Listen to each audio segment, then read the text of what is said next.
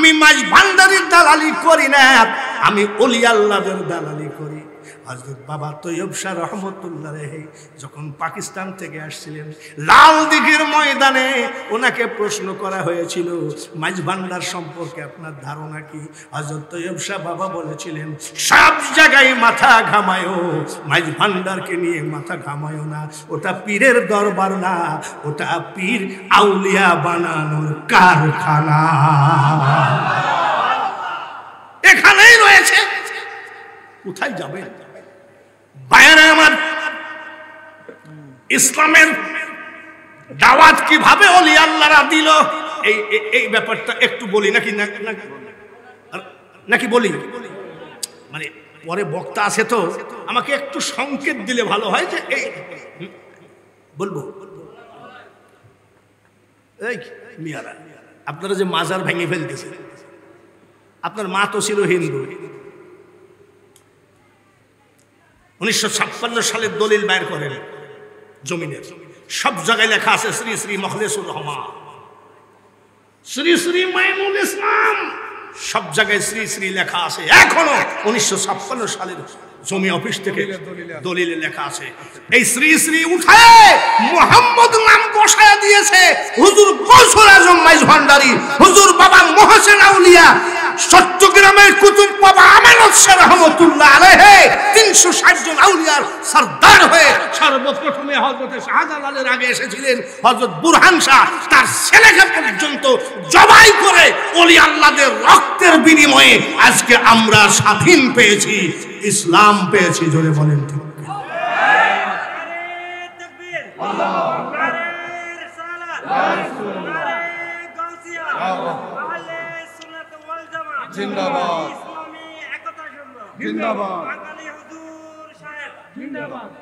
Dinajpur town লেখে নেন, জায়গাটার নাম নিমনগর বালুবাড়ি।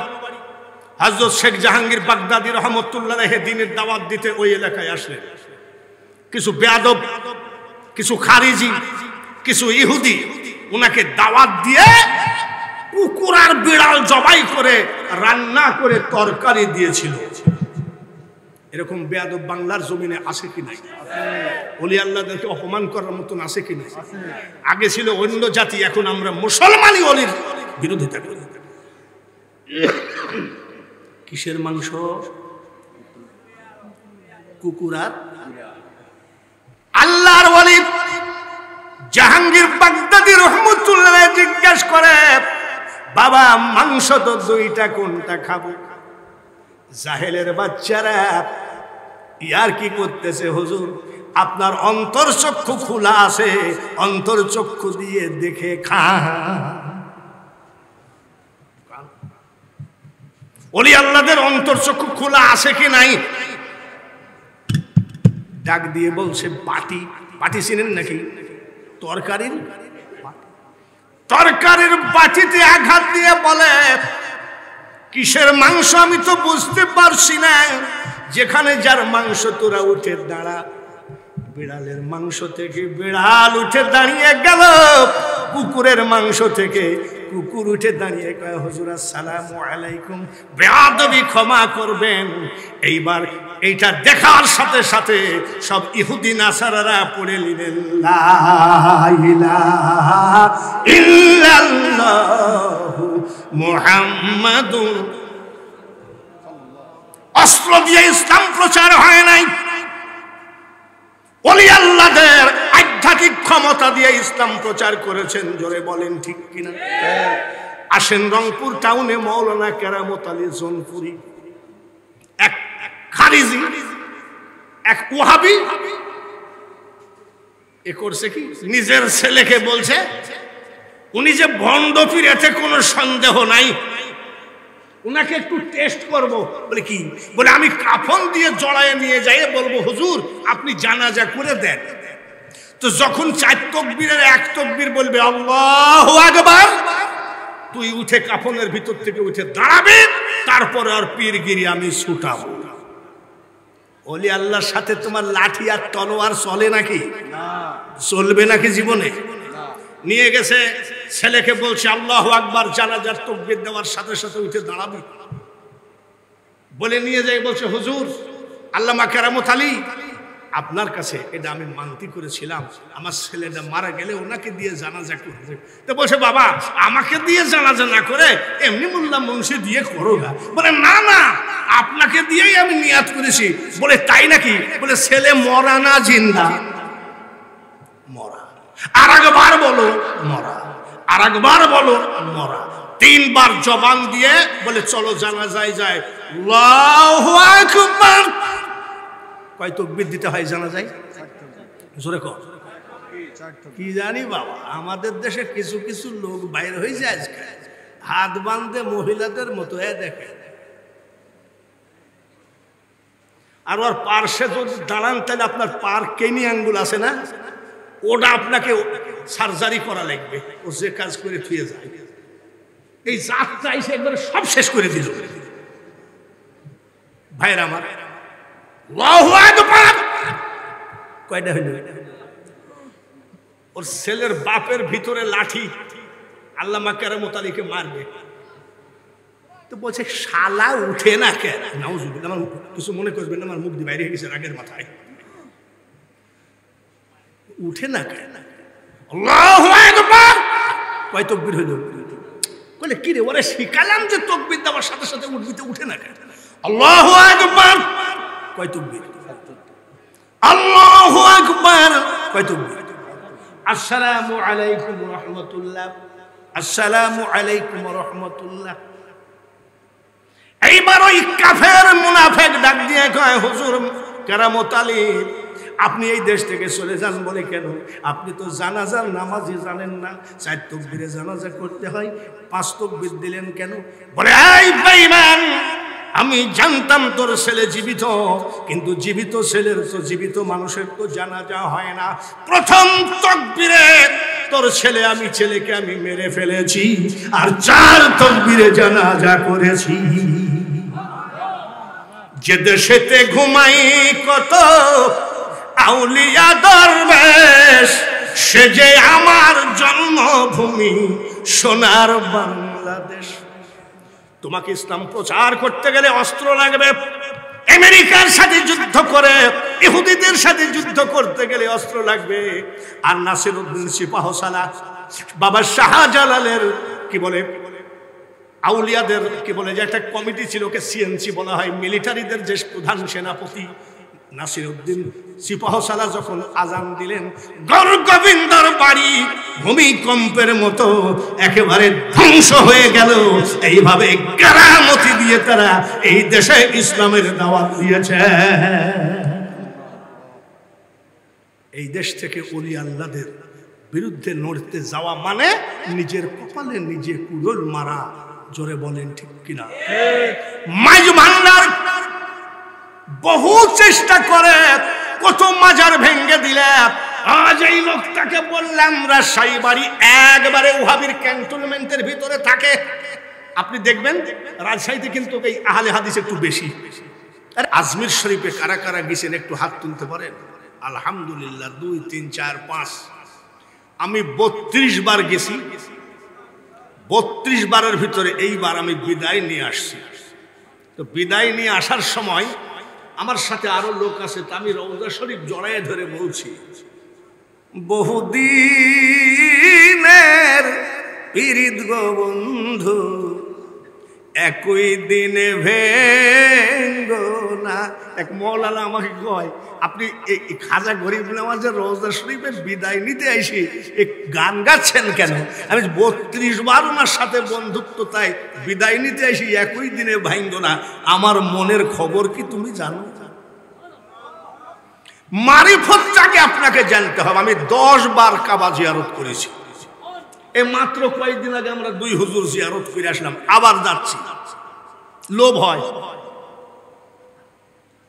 লোভে লোভে টানে। দেখবেন মাইজ ভান্ডার যখন যাবেন 22শে চৈত্র, 7ই ফাল্গুন, 29শে আশ্বিন, 27শে আশ্বিন, তখন মানুষের ভিড়ে মনে করবেন যে এবার গেলে আর আসবো না, বাড়ি আসলে আবার টানে,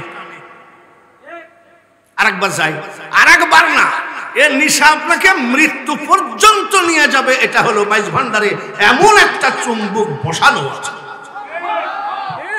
কত খেলা জানো রে মাওলা, কত খেলা জানো, গলায় দিয়া প্রেম রশি আস্তে ধীরে টানো রে রঙ্গিলা ভান্ডারি মাওলা রে। বাবাজিরা, খাজা গরিব নওয়াজ মঈনুদ্দিন চিশতি আজমিরি রহমতুল্লাহ আলাইহি মা বোনেদেরকে অনুনয় বিনয় করে বলছি, নিশ্চয় আপনারা আমার ভাষাটা বুঝবেন। খাজা গরিব নওয়াজ আমাদের কাছে কিছু হুজুর টাইপের লোক, হুজুর টাইপ মানে হুজুর না, হুজুর টাইপ, আমরা পীর টির মানি না। আমি তোর মতন 14 কোটি মোল্লা পীর না মানলে পীরের আসেও না যায়ও না। ধরে বলেন ঠিক কিনা? পীরের আসে যা, মাজার ভাঙতেছ, ওলি তো ভাঙ্গে নাই।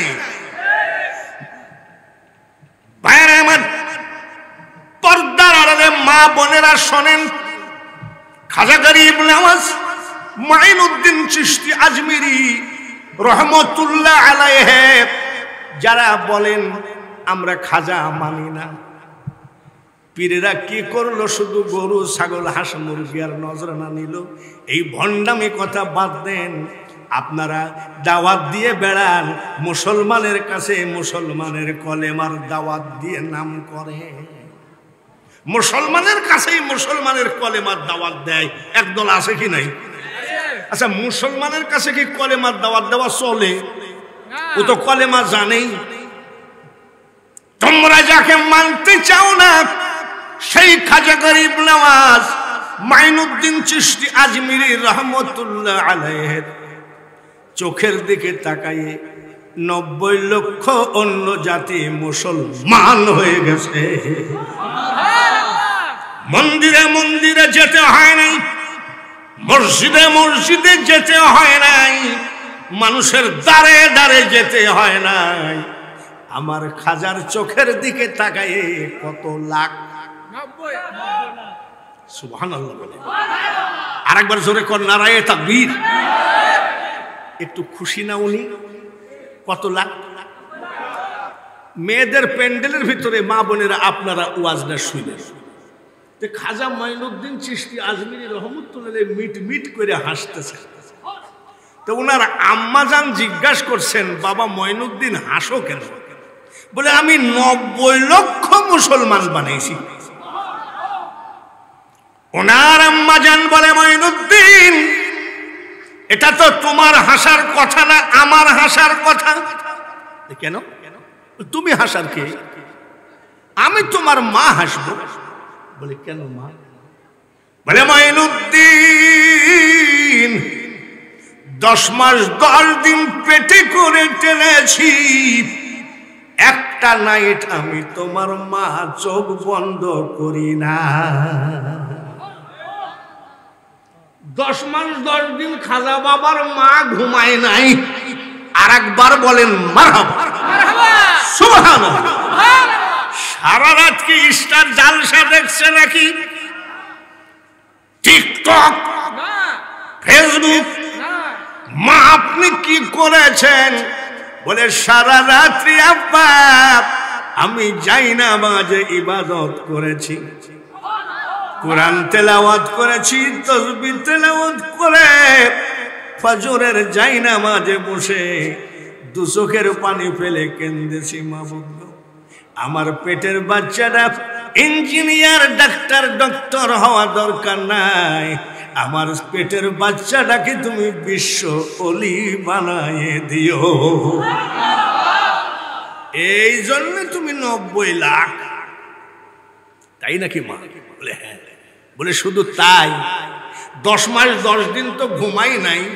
আর একটা কথা শুনে বলে, যতবার, যত দিন, যত মাস তুমি আমার বুকের দুধ খেয়েছ মঈনুদ্দিন, আমি তোমার মা বিনা অজুতে আমার দুধ তোমার মুখে ঠেকায় না। এরকম একটা মা পাওয়াও তো মুশকিল। আর মা পেটে বাচ্চা, আর মা কি দেখতেছে? কি দেখে? টিকটক দেখতে দেখতে ছেলে ঘুমাইয়ে গেছে, মার মন কোন দিক? ছেলে আস্তে করে ঘুমায়ে গোড়ায় টেবিলের নিচে ঘুমাই আছে। টিকটক বন্ধ করে কয় আব্দুল কুদ্দুস কোথায় গেলি? কই গেলি আব্বা? ছেলে কোথায়? আর খুঁজে কোথায়? রাস্তায় যাই ডাক দেয় আব্দুল কুদ্দুস তাড়াতাড়ি বাড়ি আয়। ছেলে কোথায়? মা বোনেরা, যদি ওলির মা হতে চান, পৃথিবীতে যদি একজন ওলি জন্ম দিতে চান, মাগো আপনি সব ধান্দা ছেড়ে দিয়ে এখনই আমলে বসে যান। যেসব কানার দল আমার খাজাকে নিয়ে কত বাজে কথা বলে, মসজিদের মেম্বরে জুম্মার দিনেও খাজার বিরুদ্ধে বলে, তাদেরকে বলি, ওরে পাগলের দল রে, এখনো বুঝতে পারো নাই আমার খাজা যখন পর্দা করলেন, মারা যাওয়া বলা যাবে না। ওলি আল্লাহর বেলায় বাবা ভান্ডারী মারা গেছে, এ কথা কি বলা যাবে? মঈন বাবা মারা গেছে বলা যাবে? হযরত কেবলা মারা গেছে বলা যাবে? কেন? ওয়ালা তাকুলু লিমান ইউকতালু ফি সাবিলিল্লাহি আমওয়াত বাল আহইয়াউ ওয়ালাকিন লা তাশউরুন। কথাটা কার? আল্লাহর। আল্লাহ বলে, আল্লাহর রাস্তায় যারা মারা গেছে তাদেরকে তোমরা মৃত বলো না, তারা জীবিত। সুবহানাল্লাহ বলেন। মাঝভান্ডারি একটা গানের মধ্যে আমি শুনেছি, আলাউলিয়া লায়ামুত, হাদিসে লিখন, আউলিয়ারা রহে জিন্দা, নাই তাদের মরণ। খাজা গরিব নেওয়াজ পর্দা করলেন, হেলিকপ্টার হয় নাই, ফ্লাইট হয় নাই, হিরো হোন্ডা হয় নাই, প্রাইভেট কার, পাজারো গাড়ি, গরুর গাড়ি, বাইসাইকেল কিছুই হয় নাই। ওই টাইমে মাগো ওয়াজটা শুনে যান, আপনারা কত কষ্ট করে মহিলা প্যান্ডেলে বসে আছেন, ওয়াজটা শুনে যান। গরুর গাড়ি, সাইকেল, বাইসাইকেল কিছুই হয় নাই। ওই টাইমে আমার খাজার জানা যায় 16 লক্ষ লোক জমায়েত ছিল। কত লাখ? জানাজায় যাওয়ার পরে আমরা বলি, মুখের কাফনটা একটু সরান্ত, একটু শেষ দেখাটা দেখে নেই, বলি না? 16 লক্ষ লোকের দাবি, মুখের কাফনটা একটু সরান্ত, আমার খাজার মুখখানা একটু দেখে নেই। আমার খাজার মুখের কাফনটা সরানোর পরে দেখা গেল জীবিত থাকাকালীন, জাহেরা থাকাকালীন তার চেহারায় যেমন নূর ছিল রে, পাগলের দল পর্দা করার পরে তার চেহারার উপরে হাজার হাজার গুণ নূর বেড়ে গেছে। ওই লাশ মুবারকের উপরে নূর মুবারক দেখে আরো 1 লক্ষ অন্য জাতি মুসলমান হয়েছিল। এটা আমার খাজা গরিব নওয়াজ। পিরানে পীর দস্তগীর মাহবুবে সুবহানি গৌসে সমদানি মহিউদ্দিন আব্দুল কাদের জিলানি রহমতুল্লাহ আলাইহি, উনি তো ওলিদের সর্দার, ঠিক কিনা? উনি ওলি হলেন কিভাবে? ওনার বাপের আমল ছিল, মায়ের আমল ছিল, জোরে বলেন ঠিক কিনা? আমাকে বলা হয়েছে মারিফতের আমল সম্পর্কে বলতে, আমি সেটাই বলছি। খাজা গরিব নওয়াজের আগমন দুনিয়ায় ওনার মার আমলের কারণে। গৌসে পাকের আগমন মা এবং বাবার, ওরাও তো আওলাদে রসুল, সেটা তো আছেই। আওলাদে রসুল হলে হবে না, আমলও তো থাকতে হবে। আমলের কারণে কি আমল? আপনারা জানেন একটা ফল খাইছিল ওনার আব্বা, এটা জানে না? কেটা খাইছিল নাকি? ফল খাওয়ার পরে চিন্তা করতেছে, ফামাই আমাল মিসকালা যাররাতিন, কেমন হলো? কিয়ামতের মাঠে যাররা যাররা যদি হিসাব দিতে হয়, আমি কার ফল খেয়ে ফেললাম। আস্তে আস্তে গৌসে পাকের বাবা ফলের মালিকের বাড়িতে গেলেন। ফলের মালিক আর একজন আল্লাহর অলি, বলেন মারহাবা। অলি কি অলিকে চিনে কি চিনে না? জোরে কম।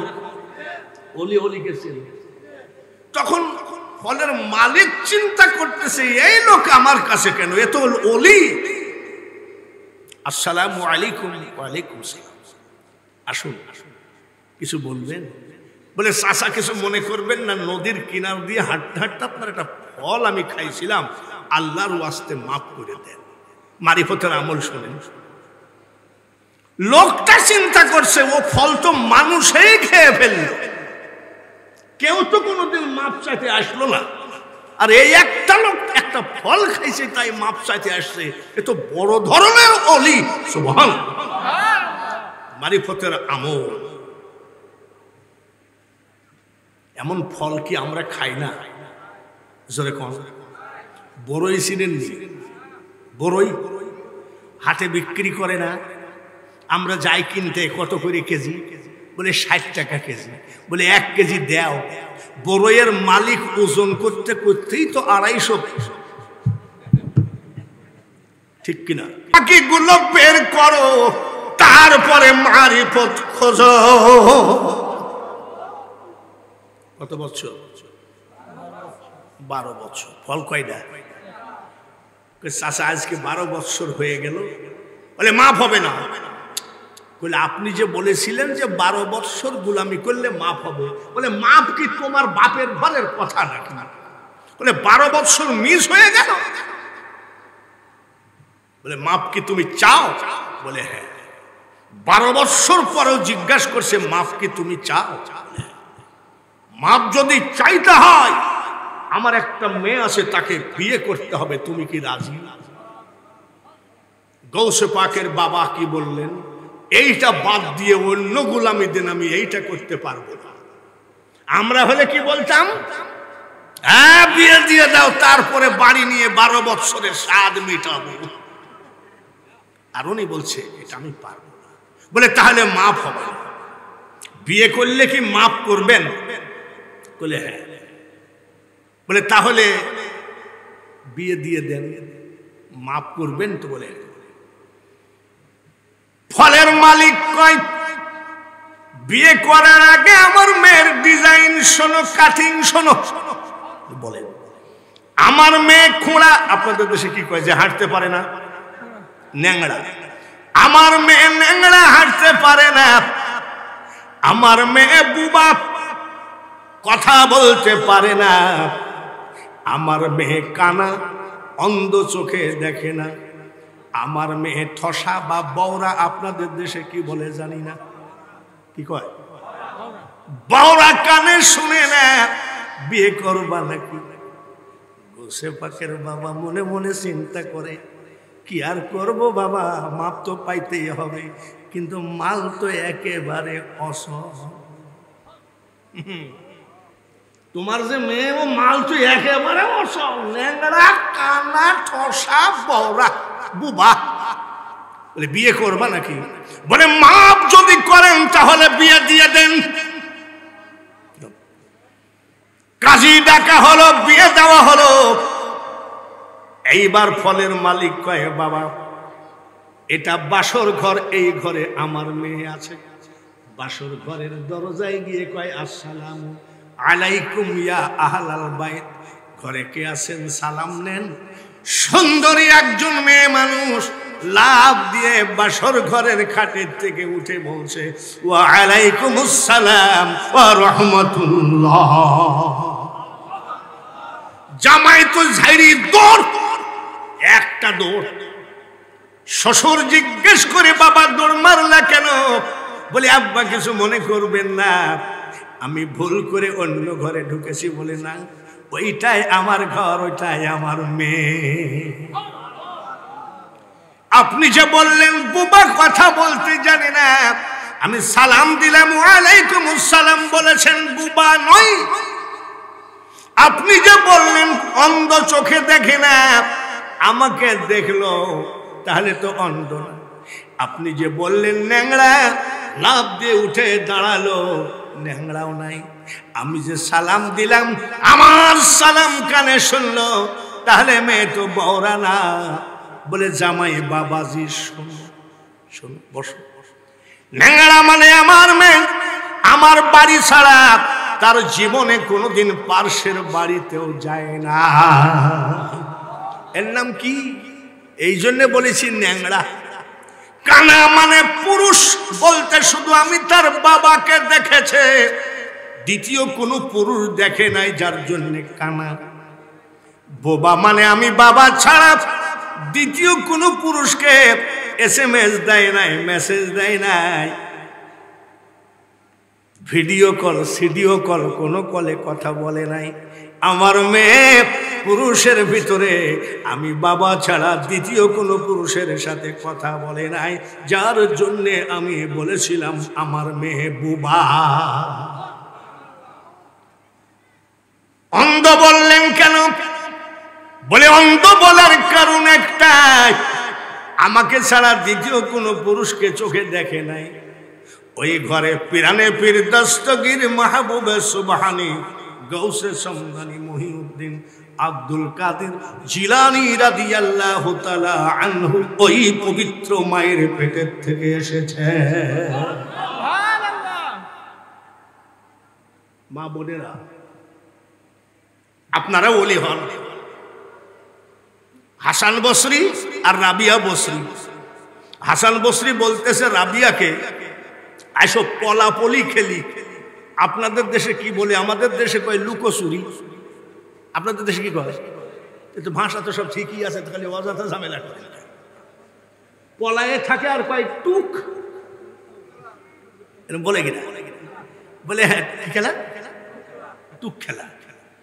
রাবিয়া বলতেছে আমি রাজিয়াকে কে পলাবে? হ্যাঁ মা শাশিরা শোনেন, পর্দার আড়ালে মা বোনের আপনারা বহু কষ্ট করে আসেন এই বৃষ্টির ভিতরে, শোনেন। আগে কে পলাবে?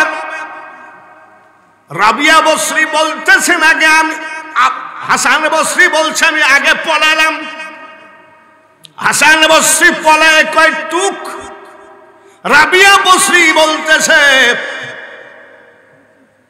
টুক বলা লাগবে না, আপনি কোথায় আছেন আমি দেখে ফেলেছি। বলে কোথায় আছেন? আপনি আমার মওলার আরশে মওলার নিচে লুকায়ে আছেন। আরশে মওলার নিচে থেকে বের করে খুঁজে। তাহলে মেয়েদের ইলমে মারিফতের আমল দরকার আছে কি নাই? এইবার হাসান বসরি লুকাবেন। হাসান বসরি লুকায়ে রাবিয়া বসরি লুকালেন। রাবিয়া বসরি লুকায়ে টুক বলে হাসান বসরি বুঝতে পারে না, 1 মাস খুঁজে পায় নাই।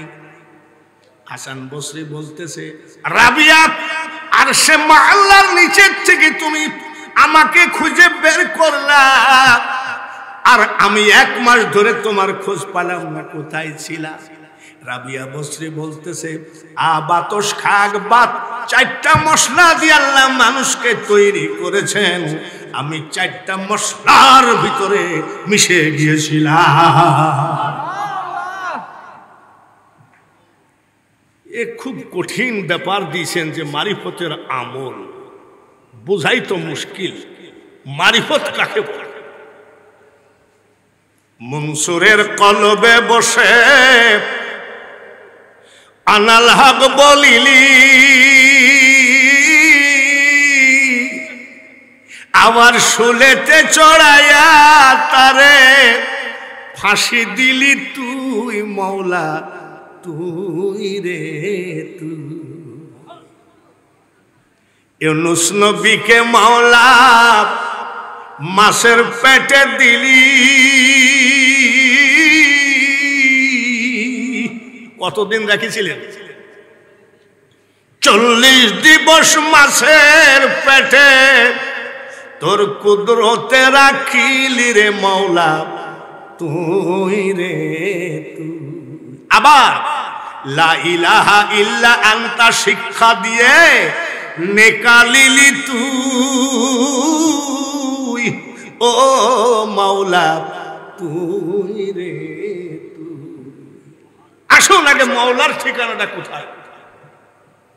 এই হুজুর বলেন আরশে মুআল্লায় বসে আছে, ফেরেশতারা ঘিরে আছে। হুজুর বলতেছেন, জালালউদ্দিন রুমি রহমাতুল্লাহ আলাইহি বলেন, মাল্লা গঞ্জম দার জমিন আসমা লেকে গঞ্জম দার কুলুবে মুমিনা। মুমিনের কলবে আল্লাহ আছে, আসমানে নাই, জমিনে নাই, পাতালে নাই, আছে কোথায়? মুমিনের কলবে। এইবার আসেন, আপনারা কি কোন সমুদ্রের কিনারে বসে জল বিনে চাত কি মল, ওরে বিধি হায় রে বিধি। সমুদ্রের কিনারে চাতক পানি পানি করে কান্দে। মুসা আলাইহিস সালাম জিজ্ঞাসা করলেন, খেজুর গাছের ভিতর থেকে আওয়াজ আসলো, ইয়া মুসা আপনি ওখানেই আছেন? আল্লাহ তাআলা বলেন, খেজুর গাছ বানাইলা কেন? আল্লাহু আলা কুল্লি শাইইন মুহিত। তুমি কি বলতে চাও? বলে আমি সব জায়গায় অবস্থান করি, সব জায়গায় বিরাজ। বলে মাবুদ এইভাবে ঠিকানা দিলে কেমনে হয়? মানুষ পাসপোর্ট বানানোর সময় দুইটা ঠিকানা লাগে, একটা পার্মানেন্ট ঠিকানা আর একটা অস্থায়ী ঠিকানা। পুলিশ দুইটা জায়গায় যাবে, দুইটা জায়গায় গিয়ে যদি দুইটা জায়গায় আপনাকে খুঁজে না পায়, পুলিশ বলবে লোকটা ভুয়া, এর কোনো ঠিকানার অস্তিত্ব নাই। আল মুসা আলাইহিস সালাম বললেন, আল্লাহ একটা পার্মানেন্ট ঠিকানা দাও, দাও দাও, পার্মানেন্ট ঠিকানা দাও। তখন আল্লাহ কি বললেন? وَنَحْنُ أَقْرَبُ إِلَيْهِ مِنْ حَبْلِ الْوَرِيدِ। তুমি কোথায় খুঁজো? আমি তোমার শাহরগের থেকেও অতি নিকটে। এবার মওলাকে বুঝিলেন। মাইজভান্ডারি একটা গানের ভিতরে অনেকে আলেম ওলামা, আমি তো মাইজভান্ডারি লোক, অনেক আলেম ওলামা আমাকে বলে যে মাইজভান্ডার ছাড়া আপনি পীর দেখেননি কেন? বাংলাদেশে পীর চরমোনায় ৮৮ কত আছে, আমার কাছে মাইজভান্ডারে আমি অরিজিনাল খোদার ঠিকানা পাইছি। বলে কিরকম? বলে তোমরা তো তাফসীর করো কোরআনের, তাই না? লেখা আছে তাফসীরুল কোরআন মাহফিল মাওলানা আল্লামা অমুক। আমার একটা গানের তাফসীর করো তো। বলে কি গান? বলে মাইজভান্ডারি গান। বলে সৃষ্টির আড়ালে, জানেন নি? শুনছেন নাকি? সৃষ্টির আড়ালে গোপনে বসিয়া বিদ্যুতে খেলেছ অভিনয় ক্রিয়া,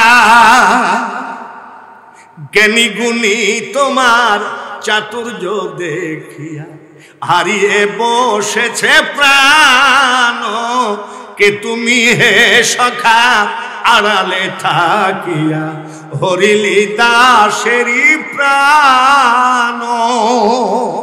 তাফসীর কর। এই গানের ব্যাখ্যা করতে গেলে একটা আয়াত টানা লাগবে, নাহনু আকরাবু ইলাইহি মিন হাবলিল ওয়ারিদ। আমি তোমার শাহরাগের থেকেও অতি নিকটে আছি। চাচার কবর কোথায় আর চাচি তুমি কান্দো কোথায়? এখনো তোমার স্বামীর কবরের ঠিকানাই জানো না। তুমি তো জানোই না। বিরক্তি হচ্ছেন না তো? আমার পরেও ভালো মৌলানা আছে, এই দেখেন হাফেজ মৌলানা আমির হুসাইন রায়পুরি নরসিংদী, আরো জুয়ান বক্তা। বুঝতেছেন তো? আগে খোদার ঠিকানাটা বের করি। ইশারা ইঙ্গিতে অত বলা যাবে না।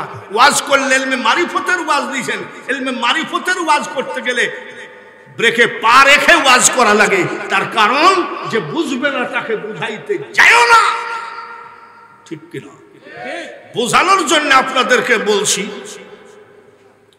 একজনের স্বামী ওর স্ত্রী ডাক দিয়ে বলছে, শোনো, বাড়িতে পেঁয়াজ নাই, রসুন নাই, আদা নাই, কাঁচা মরিচ নাই,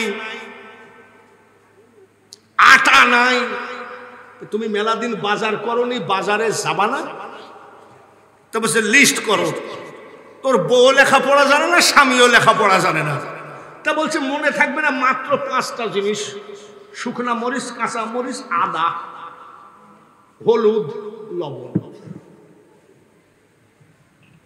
বাজারের জন্য ব্যাগ নিয়ে রওনা করছে, আবার ফিরত আসি বলতেছে, স্ত্রী আমার তো একটা রোগ আছে, সেটা কি? বলে আমার তো মনে থাকে না।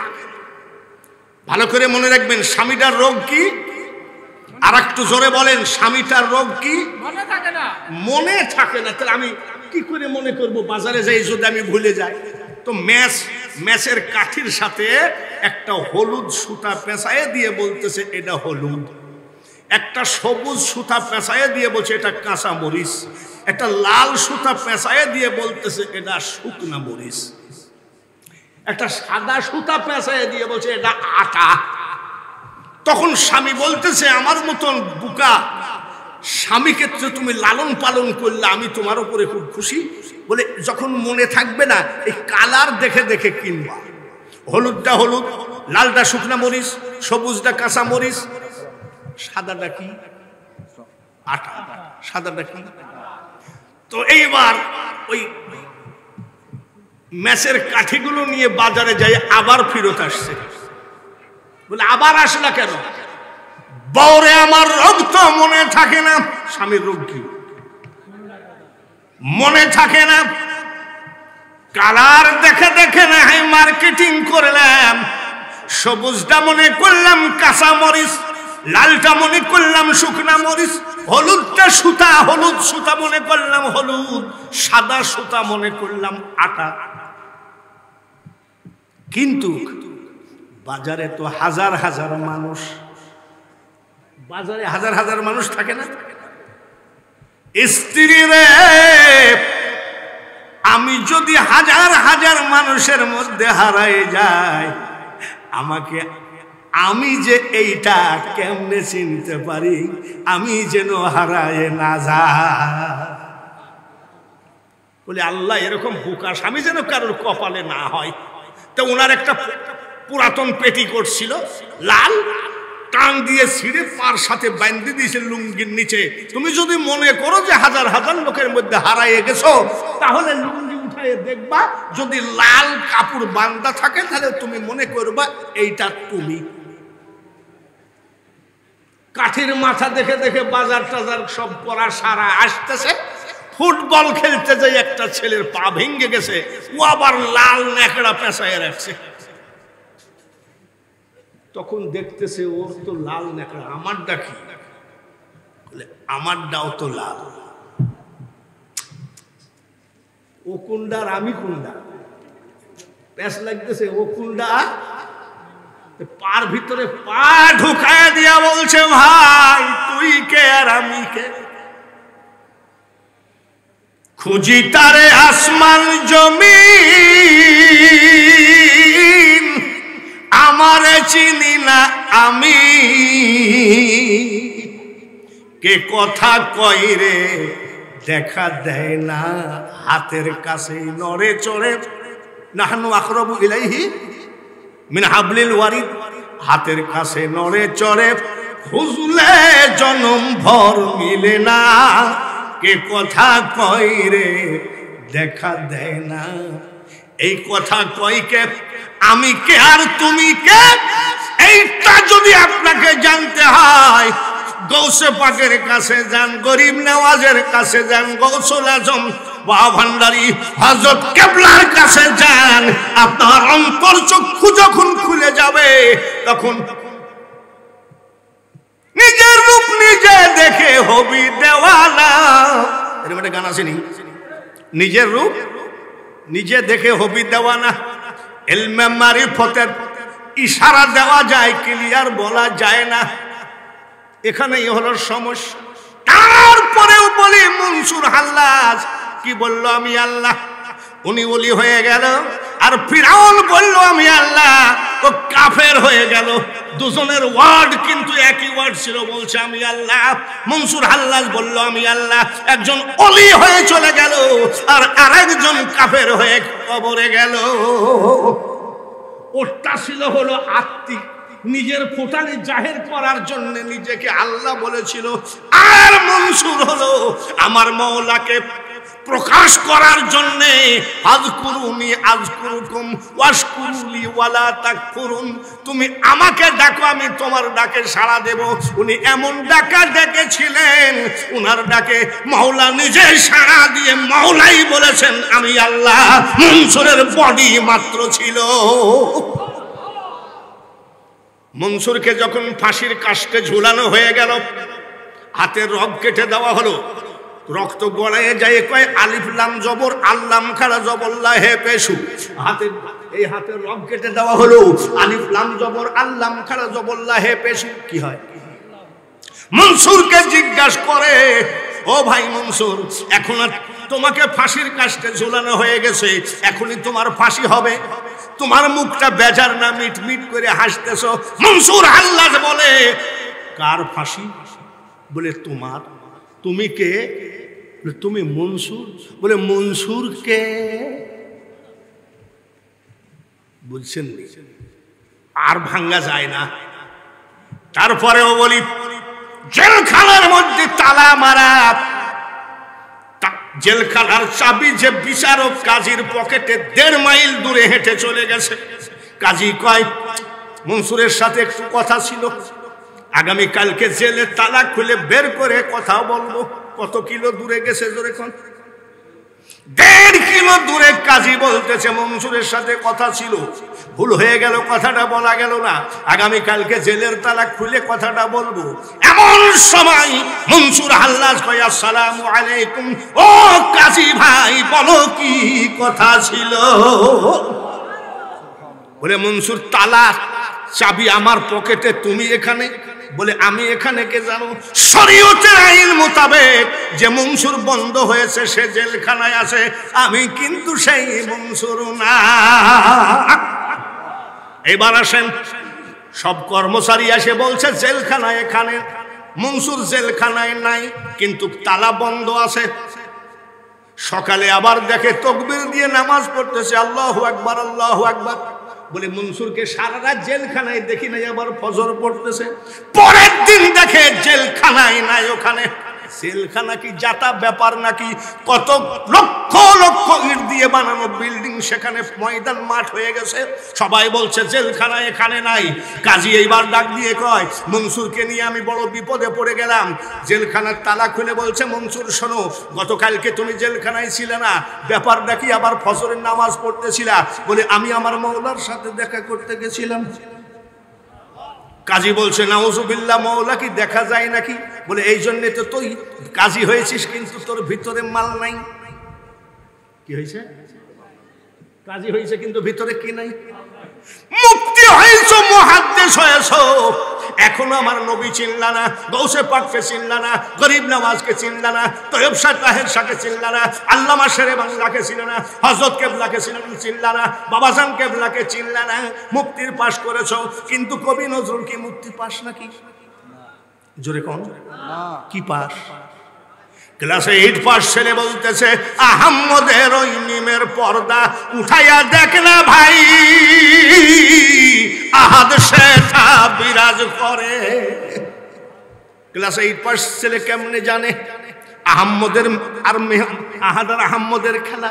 এবার লালন ফকিরকে আমরা মানতে চাই না, ওটা একটা আলাদা জাত, বাউল সম্প্রদায়। লালন ফকিরের দল কয়, আলিফ হে মিম দালেতে আহম্মদ নাম হয় গোতে,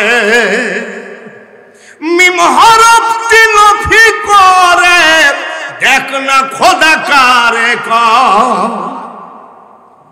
মাইজ ভান্ডারী একটা গানের ভিতরে আমরা যখন ছোট্টবেলায় আসতাম, তখন শেফালি ঘোষের গান ছিল। শেফালি ঘোষ বলে আপনাদের দেশে একটা শিল্পী ছিল।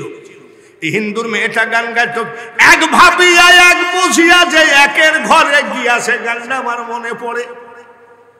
এক ভাবিয়া এক বুঝিয়া যে একের ঘরে গিয়েছে, এটার নাম হলো এলমে মারিফত। আর এলমে মারিফত আমরা বাবরের চুলে হবে না, আমার মতন লম্বা পাগড়িতে হবে না, সৌদি আরবের জুব্বাতে হবে না।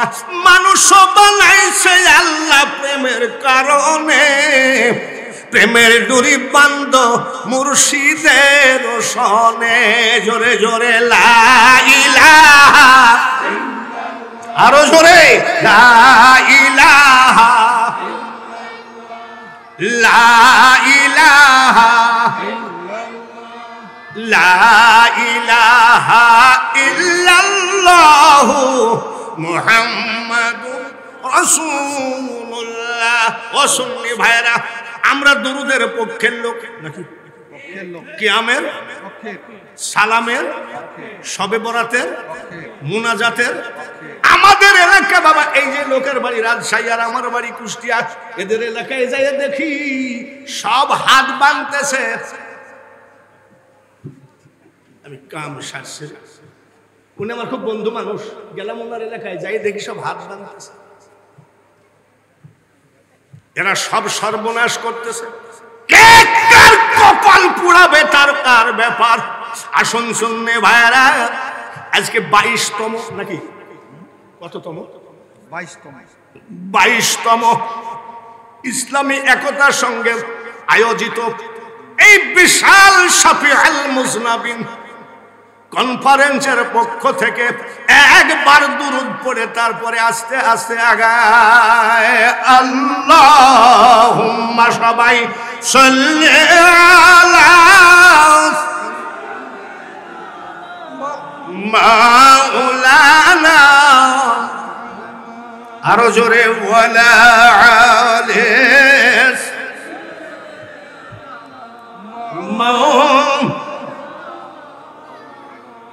হাসান কান্দেন বিষের জ্বালাই, হুসাইন কান্দেন কারবালায়, জয়নাল আবেদিন কান্দেন এজিদের জেলখানায়। জবানটা বন্ধ করে রাখেন না।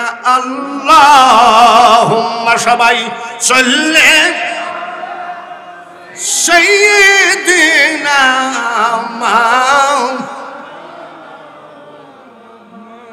ওয়ালা আলিস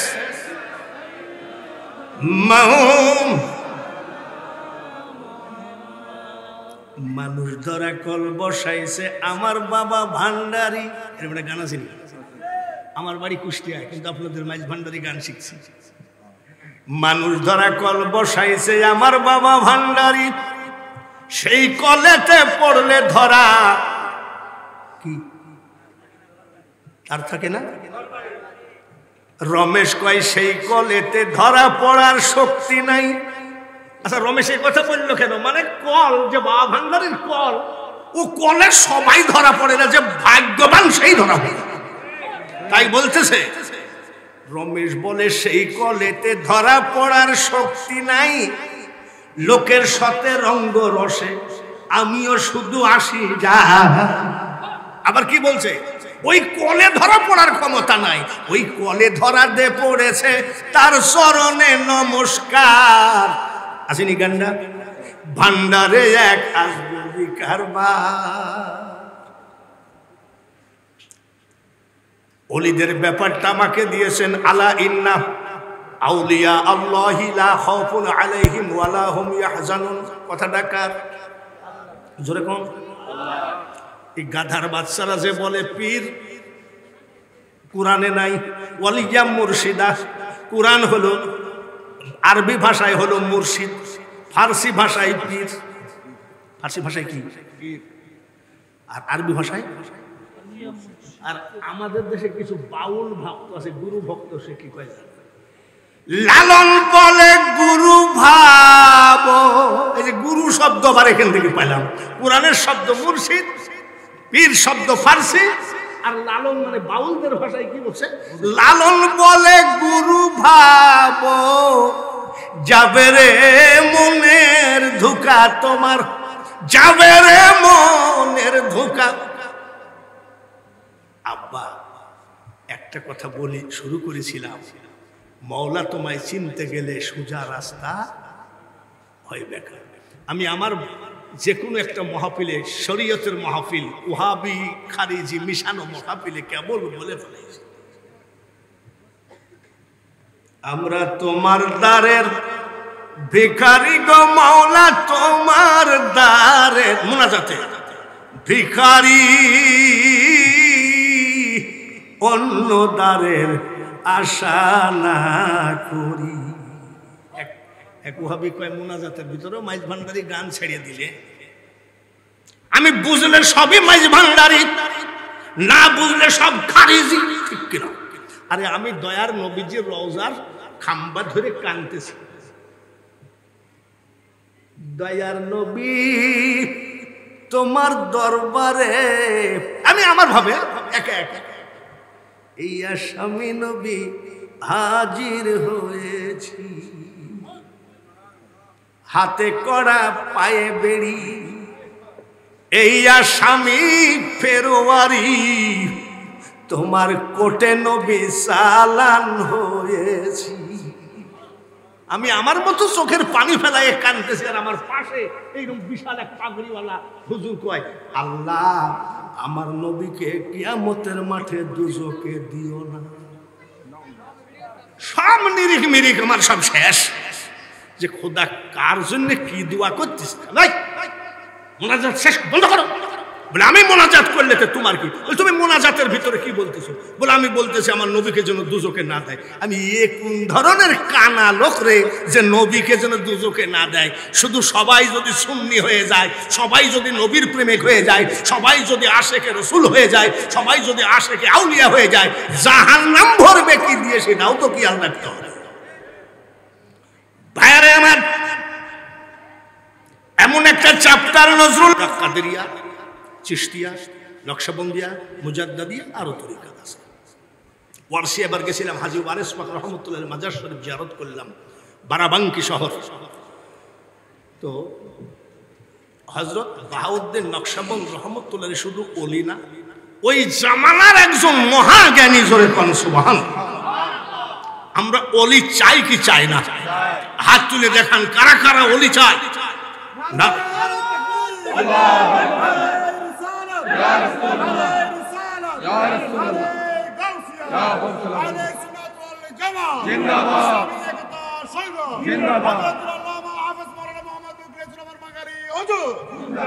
আব্বা আমাকে যে ব্যাপারে ওয়াজ করতে বলছেন আমি তাই বলছি।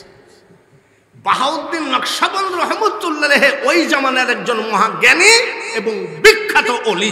তাহলে আমরা ওলি চাই কি চাই না? ওলি কি মাইজ ভান্ডারে গেলেই হয়? মাইজ ভান্ডারে কি পকেট মার নাই? আছে না? মাইজ ভান্ডারে চোর নাই, মক্কায় চোর নাই, মদিনায় চোর নাই। তাবলিগ জামাত যখন বিশ্ব ইজতেমা করে তখন গুলিস্তান, ফার্মগেট, কোথাও আপনি একটা পকেট মার পাবেন না। সব চলে যায় কোন জায়গায়? টুঙ্গির মাঠে। ওরা ওইখান থেকে 1 বছর টুঙ্গির মাঠে যদি ইজতেমা পায়, পকেট মাররা 1 বছরের মধ্যে বিশাল ধনী হয়ে যায়। কমপক্ষে 500 মোবাইলই চুরি হয়ে যায়। চোর সব জায়গায় আছে। বাহাউদ্দিন নকশবন্দ রহমতুল্লাহের কথা বলছি, অল্পতে বুঝে নিয়ে। জ্ঞানী বুঝে ইশারায়, আর মূর্খ সাপল ছিলেন, সাপল দিয়ে চোখের মনি ফাটাইয়া দিলেও বুঝে না। হাই রোডে আমার সভাপতি সাহেবের মতো একটা মানুষ একটা হোটেল বানিয়েছে। ওই হোটেলের একটা কর্মচারী রাখছে, সামান্য বেতন দেয়। যা কিছু পরোটা, খিচুড়ি, ভাত, বিরিয়ানি, পোলাও যা রান্না করে বাবুর্চি বিক্রি করে সভাপতি সাহেব পকেটে করে চলে আসেন।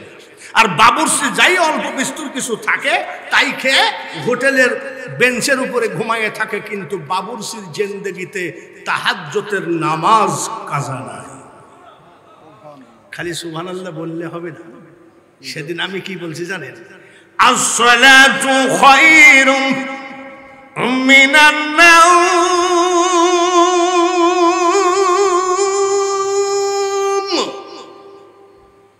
আসসালাতু খায়রুম মিনান নাওম। আমি প্রশ্ন করছি কোন নামাজের? এক মুরব্বী বলছে আসরের নামাজ। কি নামাজি! এইবার এশরাক আওয়াবিন চাষ্ট কোন নামাজ বাকি নাই। আমরা মুনাজাতের ভিতরে বলি আল্লাহ ছেলেটারে চাকরি দাও, বলি না?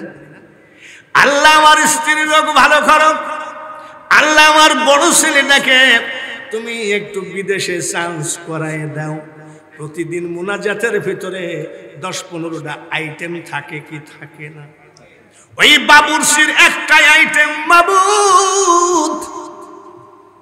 বাবুর্চি হয়ে মরতে চায়, মালিক হতে চায় না। বাবুর্চি হয়ে মরতে চায়, হোটেলের মালিক হওয়ার দরকার নাই।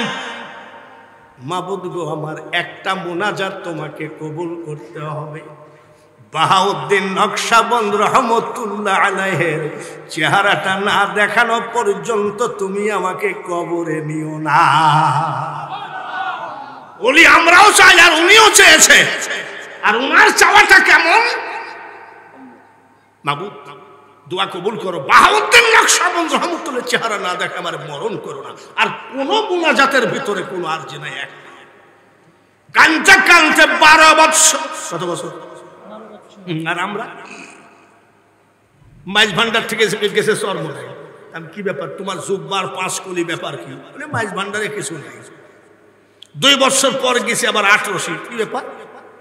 এবার আবার তুমি কোথায়? তোমার ভাবসাবি অন্যরকম। বলে চরমোনাই কিছু নাই, 18 মাল ভরা। এরকম পীর পাল্টানো অভ্যাস আছে কি নাই? তার মানে ওনার ভিতরে কোন অলি দাঁড়াইতে চাই না, ভিতরটা ভালো। 12 বছর একাধারে কানতেছে বাবুর্চি। জোরে কোন কত বছর? যেদিন 12 বছর হয়ে গেল, আসরের নামাজ আনতে মাওলা তুমি দোয়া কবুল করো।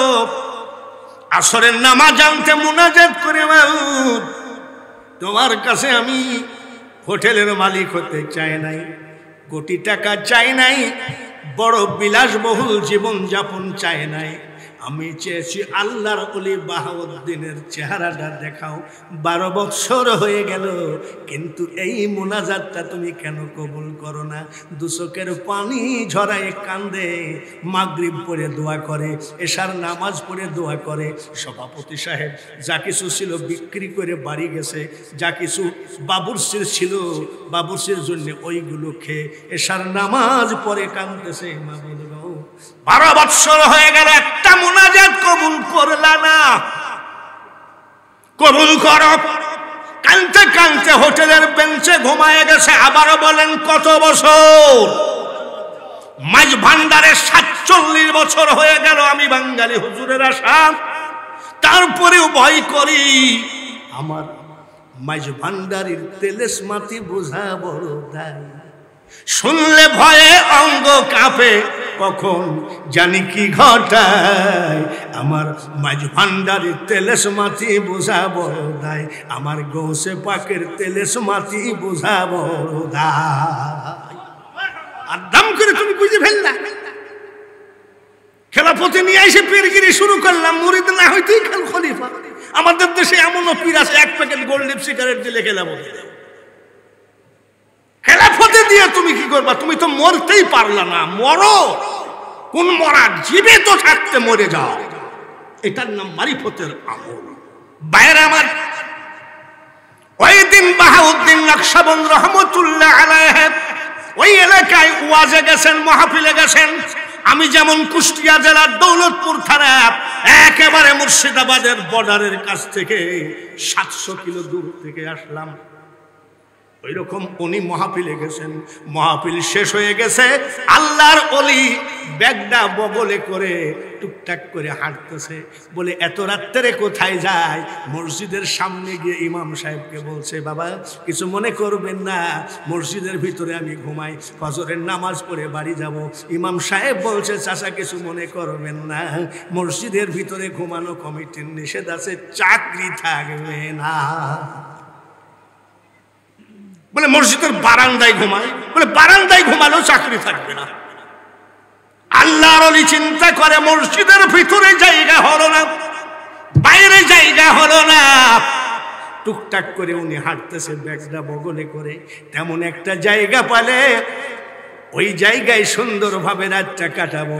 ফজরের নামাজের আজান দিলে মসজিদে নামাজ পড়ে বাড়ি যাব।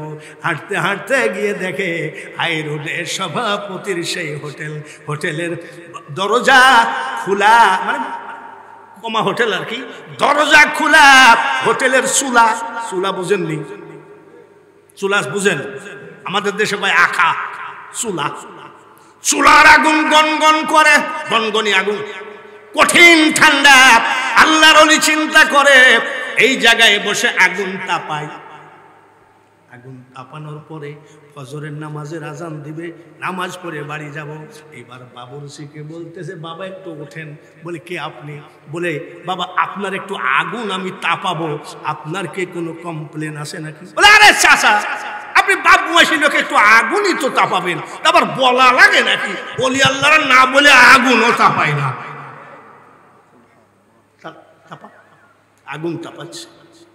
বাবুর্চি তাড়াহুড়া করে উঠলেন, ওযু বানালেন। যে জায়গায় আল্লাহর ওলি বাহাউদ্দিন নকশবন্দ রহমতুল্লাহ আলাইহি বসে আগুন তাপায়, তার থেকে মাত্র 2 হাত দূরে যাই নামাজ বিছায়ে এই বাবুর্চি তাহাজ্জুদের নামাজ পড়ে। কি করে? তাহাজ্জুদের নামাজ পড়ে। নামাজ শেষে কান্দে, মাবুদ 12 বছর হয়ে গেল, একটা মুনাজাত কবুল করলা না, ধন দৌলত টাকা পয়সা আমি কিছু চাই না, আমি চাইছি আল্লাহর ওলি বাহাউদ্দিনের সাথে দেখা করতে। 12 বছরে এই আল্লাহর ওলির চেহারাটা দেখাইলা না। চোখের পানি ঝরায় কান্দে, আর 2 হাত দূরে বসে আছে কে? 2 হাত দূরে বসে আছে কে? জোর করিয়া বুঝতে গেলে তার ঘটে দারুণ জ্বালা, কেউ বুঝিতে পারে না রে আমার গৌসে পাকের খেলা। আমি তো বুঝিনি, আমি আপনাদেরকে কি বুঝাবো? 47 বছর মাইজ ভান্ডার হয়ে গেল, জুতা পায়ে দিই না এখনো। এরা বলে আপনি জুতা পায়ে দেন না কেন? বলে আপনার ইচ্ছা হলে আপনি পায়ে দেন, আমি পায়ে দিই না কেন সেটা তো দরকার নাই। কত বছর?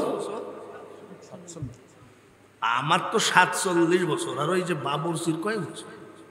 12 বছর। কান্দে আর আল্লাহর ওলি কয় একই ব্যাপার, আমাকে দেখার জন্য এইভাবে কান্দে। মুনাজাত শেষ। বলে আব্বা শোনেন, আপনি কি জন্য কাঁদতেছেন বলেন তো? খট করে পাটা জড়াইয়ে ধরে বলতেছে, চাচা এই ঠান্ডার ভিতরে আগুন তাপাইছেন, খুব আরামে আগুন তাপালেন, টাকা চাইলে তো টাকা দেওয়া লাগতো, আপনি মুরব্বী মানুষ, আপনার হাত দুখানা তুলে দোয়া করেন আল্লাহর ওলি বাহাউদ্দিন নকশবন্দ রহমতুল্লাহ আলাইহির সঙ্গে যেন দেখা না করে আল্লাহ খবরে না নেয়। কেন দেখবা? বলে কেন দেখবা? আপনার তো দরকার, আপনি আগুন তাপাইছেন, দোয়া করবেন কিনা সেটা। 12 বছর কাঁদতেছে। বলে আয় আব্বা আমার বুকে আয় রে,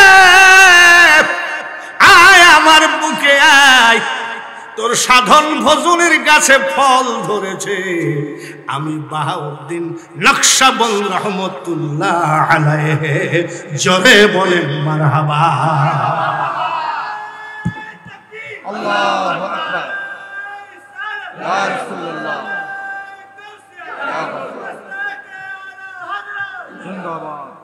আলা হযরত। যদি কোনোদিন নসিবে হয় আলা হযরতের রওজা শরীফে যাওয়া, বেরেলি শরীফ, সেখানে গিয়ে ওযু কালাম পাক সাফ হয়ে চুপ করে বসে থাকবেন, দেখবেন আলা হযরতের রওজা থেকে শুধু একটাই জিকির আসে, ইয়া রাসূলুল্লাহ ইয়া হাবিবাল্লাহ ইয়া রাসূলুল্লাহ। কবরে হাসরে তরায় নবী গো, কবরে হাসরে তরায় নবী গো, ইয়া রাসূলুল্লাহ ইয়া। কোন গল্পের কথা নয়। 3.5 বছর আমি আজমির শরীফে মুয়াজ্জিনের চাকরি করেছি, মুয়াজ্জিনের চাকরি। তখন আমার কেবল গোবদাড়ি উঠতেছে, এখন বয়স 78 বছর। তাহলে এখন যদি গলায় এমন হয়, তখন গলাটা কেমন ছিল? আমি একটু আজান দিয়েছিলাম, আমার আজানের চাকরি হয়েছিল, মুয়াজ্জিনের বেতন ছিল ইন্ডিয়ান টাকা 200 টাকা, আমাকে দিল 400 টাকা। আমি খাজার দরবারে কাঁদতাম, খাজা মুয়াজ্জিন হতে আসি নাই, ইমাম হতে আসি নাই, আমি এসেছি আপনার পাক কদমে, আপনি একটু দয়া করে গোলাম হিসাবে কবুল করে নিয়ে গেল। ওলি আল্লাহদের ক্ষমতা আছে কি নাই? আছে। মারা যাওয়ার পরেও কি ক্ষমতা আছে? সুবহানাল্লাহ। তাহলে যারা মাজার ভাঙতেছে তারা কি মাজার ভাঙতেছে না নিজের কপালে কুড়োল মারতেছে? জোরে কম। পাগলামি করো না রে বাংলার ছেলেরা, পাগলামি করো না, সব জায়গায় আঘাত দিও। এই বাংলার জমিনে ইসলাম তাবলিগ জামাত আনে নাই, আওয়ামী লীগ আনে নাই, বিএনপি আনে নাই, জাতীয় পার্টি আনে নাই, আমার মতন বিজনেসম্যান বক্তা ইসলাম আনে নাই। ইসলাম এনেছে যে দেশেতে ঘুমাই কত আউলিয়া দরবেশ, মারহাবা বলেন, সে যে আমার জন্মভূমি সোনার বাংলাদেশ। সিলেটেতে আসলেন রে ভাই শাহজালাল আউলিয়া, ইসলাম প্রচার করতে আনলেন শাহপরানকে নিয়া। কত জাতি হলো মুসলিম, শুই না উপদেশ, সে যে আমার জন্মভূমি সোনার বাংলাদেশ। আওয়ামী লীগের উপরে রাগ করে মূর্তি যত পারো ভেঙ্গে ফেলো, বাঙালি হুজুরের বিরুদ্ধে যত পারো দলিলবাজি করো, বিএনপির বিরুদ্ধে লড়ো, জামাত ইসলামের বিরুদ্ধে লড়ো, ছাত্র শিবির করো, যাই করো, কোনোটাই আমি নিষেধ করছি না, এখানে কোনো রাজনীতি করতে আসি নাই। কিন্তু বাবা খবরদার, আল্লাহর অলির মাজারে আঘাত দিও না, আল্লাহর অলিরাই এই দেশকে কন্ট্রোল করে। এটা সোনার বাংলা। দুইটা দেশ লিখতে গেলে সোনা লেখা লাগে, একটা হলো সোনার বাংলা, হাজার হাজার অলির কারণে সোনার বাংলা, আর মদিনা হলো আমার নবীর কারণে সোনার মদিনা। হযরত মুজাদ্দিদ আল ফিসানি রহমতুল্লাহ আলাইহি আকবর বাদশার ছেলে চক্রান্ত করে জেলখানার ভিতরে ঢুকায়ে দিল। জেলখানার ভিতরে ঢুকায়ে দিয়ে আকবর বাদশার ছেলে জাহাঙ্গীর একটা বাঘকে খাসার ভিতরে পুরে রাখলো। 1 মাস খেতে দেয় নাই, বাঘকে ক্ষুধার্ত রেখেছে। তার কারণ মুজাদ্দিদ আল ফিসানি যেই জেলখানার ভিতরে আছে, সেই জেলখানার ভিতরে ঢুকায়ে দিবে, বাঘে খেয়ে ফেলবে। 1 মাসের ক্ষুধার্ত বাঘ মুজাদ্দিদ আল ফিসানিকে খেয়ে ফেলবে। আমাদের বিরুদ্ধে কোনো আপিল আদালত মামলা চলবে না, বাঘে খেয়ে ফেলেছে। আল্লাহর ওলিকে জেলখানার ভিতরে ঢুকায়ে দিয়েছেন। 1 মাসের ক্ষুধার্ত বাঘ আল্লাহর ওলি মুজাদ্দিদ আল ফিসানি রহমতুল্লাহ আলাইহির রওজা জেলখানার ভিতরে ঢুকায় দিয়েছে। বাঘ আস্তে করে জোড়হাত করে দাঁড়িয়ে কান্দে, ওই চরণে দাসের যোগ্য নই, আমি ওই চরণের দাসের যোগ্য নই। কান্দতেছে, তাকায় আছে। মুজাদ্দিদ আল ফিসানি রাহমাতুল্লাহ আলাইহি ভাবলেন, 1 মাসের ক্ষুধার্ত বাঘ আমাকে খায় না, তখন আমি নামাজটা পড়ে নিই। নামাজ পড়তেছে, সুবহানাল্লাহ আস্তে বলা লাগবে না, কিন্তু যদি কষ্ট হয় বাদ দেন, কিন্তু জোরে বলেন। বাঘ বসা আর আল্লাহর ওলি মুজাদ্দিদ আল ফিসানি কি করতেছে? জুম্মার দিনে বাপের বেটা বেতনভোগী চাকর হয়ে মেম্বারে বসে কতই ফতুয়াবাজি করো। এরকম বাঘ পাশে বসা থাকলে কয়টা ইমামের নামাজ হবে আমি বাঙালি হুজুর জানি। হবে? পাগল নাকি? আমিও যদি ইমাম হই,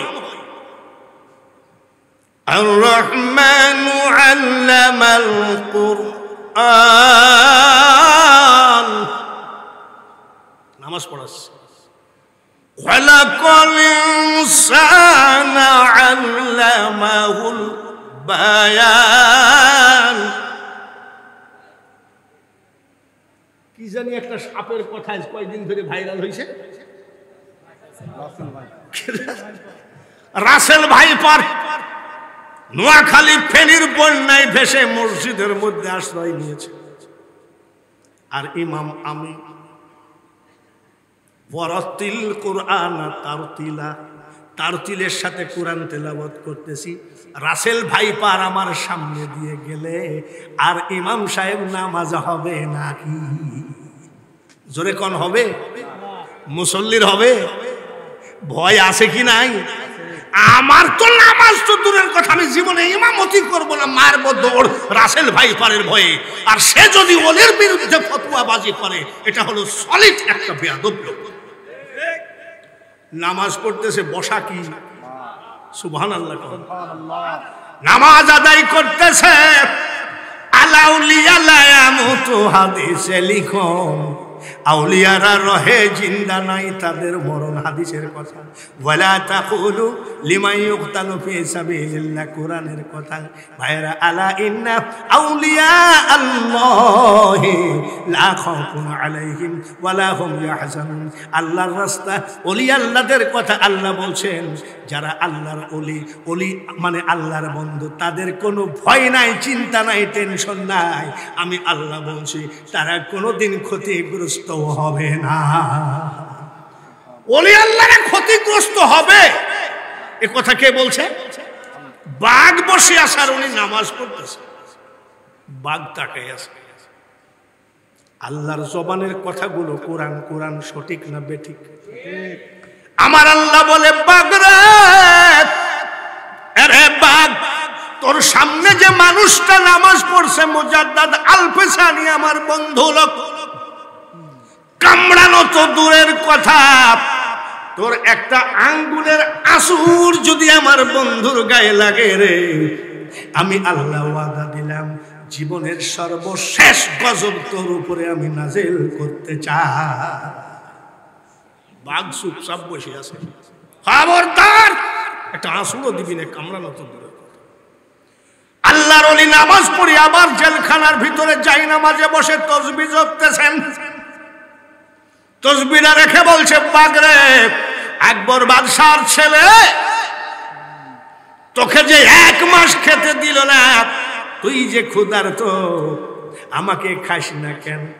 বলে, আল্লাহর ওলি গো, আপনি যখন নামাজে দাঁড়ান আল্লাহ তাআলা আমাকে বলে দিয়েছে, খবরদার খবরদার, আল্লাহ ও যে নামাজ পড়তেছে আমার বন্ধু মানুষ, কামড়ানো তো দূরের কথা, তোর আঙ্গুলের একটা আসুর যদি লাগে রে, আমি আল্লাহ তোর সাথে বোঝাপড়া করব। যার জন্য হুজুর আমি আপনার গোলাম সেজে বসে আছি, এর নাম ওলি আল্লাহ। নারায়ে তাকবীর, নারায়ে রিসালাত, নারায়ে আহলে সুন্নাত ওয়াল জামাত জিন্দাবাদ। আমরা মুসলমান, যারা মাজার ভেঙেছে তারাও মুসলমান, আমরা হলাম হুসাইনি মুসলমান। আর ওরা কি মুসলমান? বাংলাদেশে এক পীর সাহেব বলতেছে হযরত ইয়াজিদ রাদিয়াল্লাহু তাআলা আনহুর কোনো দোষ ছিল না। নাউযুবিল্লাহ।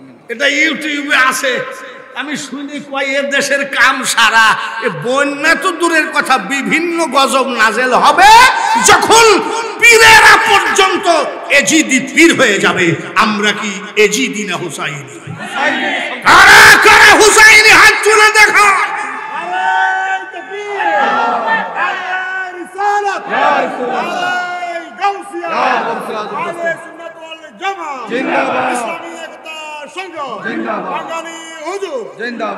আব্বা হযরত বাকি বিল্লাহ রহমতুল্লাহের মাজার শরীফ আমি জিয়ারত করেছি।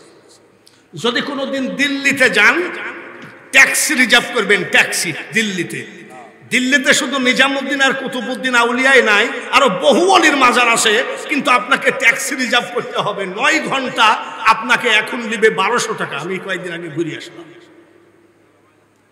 হযরত বাকি বিল্লাহ রহমতুল্লাহের একজন মুরিদ 12 বছর, জোরে কোন কত বছর, আরো জোরে কোন, 12 বছর মুরিদ হয়ে আমাকে কি দিয়েছেন?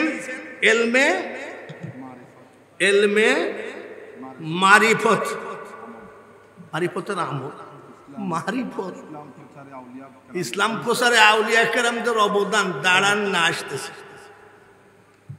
বিরক্তি হন নাই তো? হয়তো ভাষাটা একটু অন্য দেশীয়, অসুবিধা আছে নাকি? ক্লিয়ার বুঝতে পারতেছেন তো? সবাই বলি আলহামদুলিল্লাহ। হযরত বাকি বিল্লাহর একজন মুরিদ 12 বছর পিছে পিছে ঘুরে তো কয়, হুজুর একটা কথা বল। 12 বছর আপনার পিছনে ঘুরলাম, তো মারিফত বলেন না কেন? বলে তুমি কি মারিফত জানতে চাও? বলে হ্যাঁ। বলে আর তো আমার হাতে সময় নাই। কেন? আমি আগামী কালকে মারা যাব, পরশুদিন আমার জানাজা হবে। জানাজার মানুষ যখন কাতার দিয়ে দাঁড়িয়ে যাবে, ঘোড়ায় চড়ে একজন আলেম এসে আমার জানাজার ইমামতি করবে। জানাজার ইমামতি শেষ করে যখন ঘোড়ায় চড়বে, তখন তুমি জোড়হাত করে সামনে দাঁড়িয়ে আদবের সাথে বলবা, হুজুর আপনি যার জানাজা করলেন, আমি এই বাকি বিল্লার পিছনে 12 বছর ঘুরেছি, কিন্তু এলমে মারিফতের কথা আমাকে বলেন নাই। যখন শুনতে চেয়েছি উনার হায়াত আর না, তা আপনি বলেন। বলে আবার আগামীকালকে মরবেন তো? মানে এমনই মুরিদ, পীর মরে মরুক, আর মারিফত দরকার। বলে হ্যাঁ মরব। বলে জানাজায় আবার সেই বোরখা পরা লোকটা আসবে তো? আসবে। ওলি আল্লাহদের জবান কি সত্য না মিথ্যা? জোরে কোন। আর ওদের জবান একবারে সলিড মিথ্যা। টাকা দিলে কয় মুনাজাত জায়েজ, টাকা না দিলেই কয় এটা পাকা বেদাত। এইবার ঠিক আছে, সত্যি মারা গেলে তো বলছে, আরে পীর সাহেবটা জীবিত থাকাই ভালো ছিল, আমার মারিফত দেখার দরকার ছিল না। পরশুদিন জানাজা, কাল জানাজা, জানাজায় লোক জমায়েত হয়ে গেল। হযরত বাকি বিল্লাহ রহমতুল্লাহের কথা মোতাবেক এই মানুষটা বারবার ফলো করে, আসতেছে না কেন? দেখে সত্যি বোরখা পরে একটা লোক এসে জানাজায় দাঁড়িয়ে গেল। জানাজা শেষ করে ঘোড়ায় চড়ছে। ঘোড়ায় চড়ে যেই দাঁড়িয়েছে বলছে, হুজুর ঘোড়া ছাড়বেন না। কে তুমি? কে তুমি? বলে আপনি যার জানাজা করলেন হযরত বাকি বিল্লাহর মুরিদ। কি বলতে চাচ্ছ তাড়াতাড়ি বলো।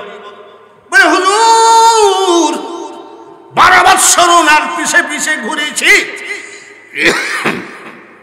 মারিফত আমার কাছে বলে নাই। যখন জিজ্ঞাসা করলাম, উনি বললেন আমি আগামীকালকে মারা যাব, পরশুদিন জানাজা হবে, বোরখা পরে একটা লোক জানাজা করবে, জানাজা শেষ করে যখন ঘোড়ায় চড়বে তার কাছ থেকে মারিফতটা তুমি জেনে নিও। হুজুর দয়া করে 12 বৎসরের প্রতিফলন আজ আমি পাবো কিনা, আপনি একটু দয়া করে মারিফতের কথাটা বলবেন।